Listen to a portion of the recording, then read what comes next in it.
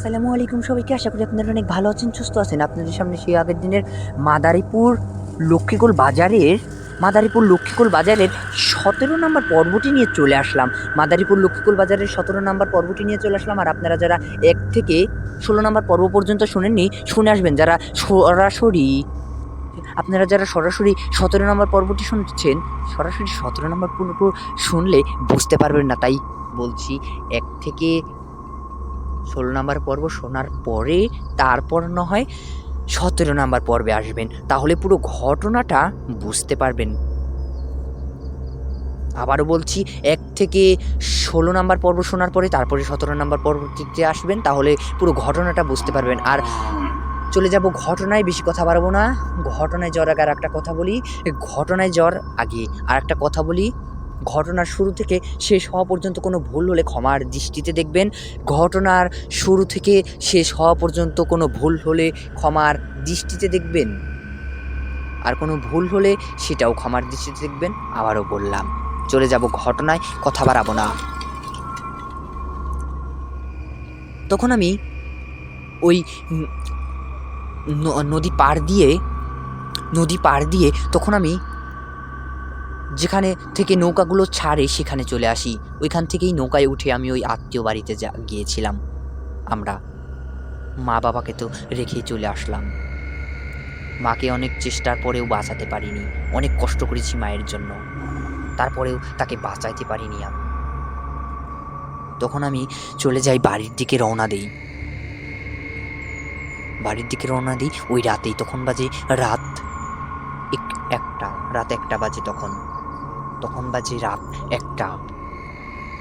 আর আমি সেটা দেখেছি একটা দোকানে, আমার পরিচিত একটা দোকান। তারা বলে যে, কিরে এত রাত্রে এখানে তুই? তখন আমি বললাম যে এক জায়গায় গিয়েছিলাম, পুরো ঘটনাটা তাদেরকে বলি না আমি।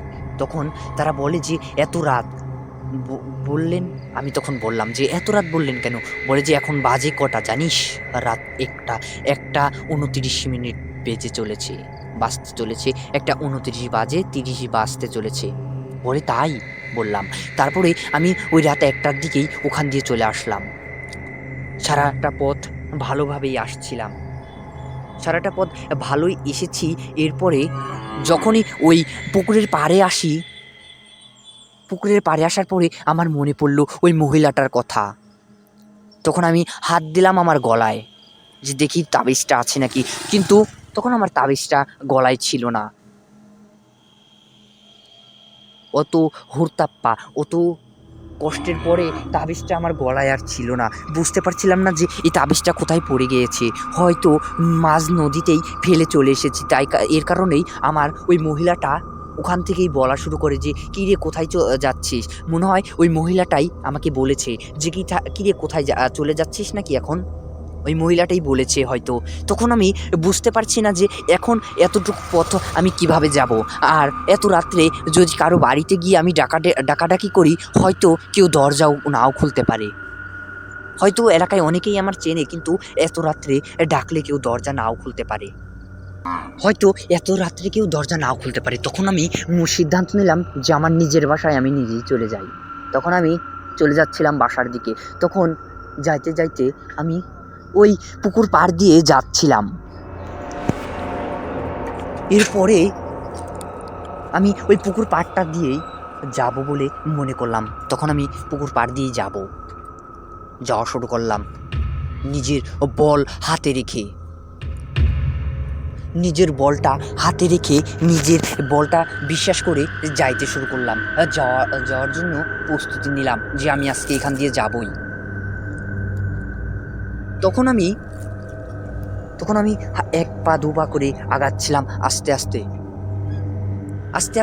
1 পা 2 পা করে আগাচ্ছিলাম। আগাইতে আগাইতে ওই পুকুর পাড়ে যখন স্থানটাতে পা দিয়ে যাচ্ছিলাম।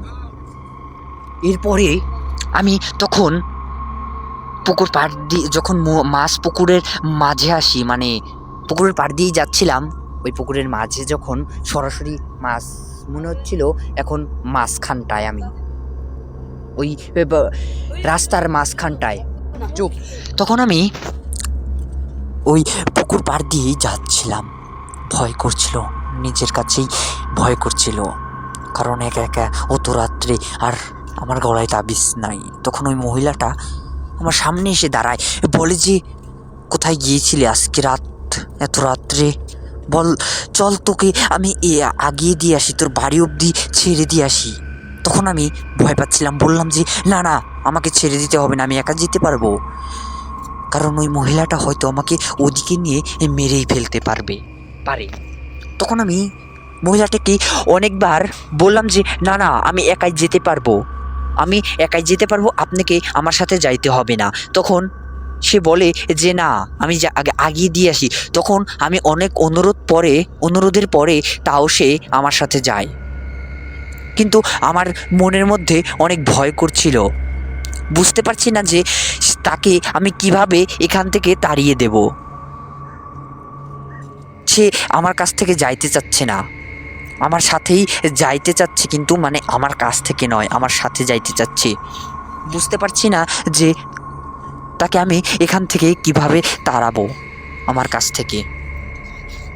এরপরে বলে যে আজকে কোথায় গিয়েছিলি, আর বলে তাবিজটা নাকি হারিয়ে গিয়েছে শুনলাম। তখন আমি বললাম আপনি কিভাবে জানলেন যে আমার গলার তাবিজ হারিয়ে গিয়েছে? বলে যে তোর বাবা মা না কেউ মারা গেছে। তখন বললাম যে হ্যাঁ, কিন্তু আপনি এই সব কথা জানলেন কোথা থেকে? আমাকে উত্তরগুলো দেন। তখন সে বলে যে তোর উত্তর জানতে হবে না, তুই শুধু বল যে তোর বাবা মা আজকে হারিয়ে গিয়েছে, মারা গিয়েছে নাকি? বললাম হ্যাঁ। বলে যে দেখ, তাহলে আমি সব কিছুই জানি। আর ওই জঙ্গলের মধ্যে ভালোভাবে রাতটা কাটিয়েছিস তো? ওই জঙ্গলের মধ্যে তোর কোনো অসুবিধে হয়নি তো? ভয় পাচ্ছিলি হয়তো না জঙ্গলের মধ্যে?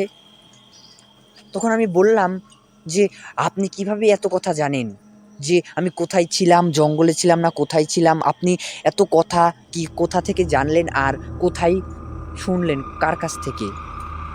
তখন সে বলে যে আর ওই পিছন থেকে ডাকটা দিয়েছিলাম আমি তখন বললাম যে প্রথম থেকেই আমার সন্দেহ হচ্ছিল যে পিছন থেকে ডাকটা আপনি দিয়েছেন। আমার প্রথম থেকেই অনেকটা সন্দেহ হচ্ছিল যে আপনি ছাড়া এই কাজটা আর কেউই করতে পারে না।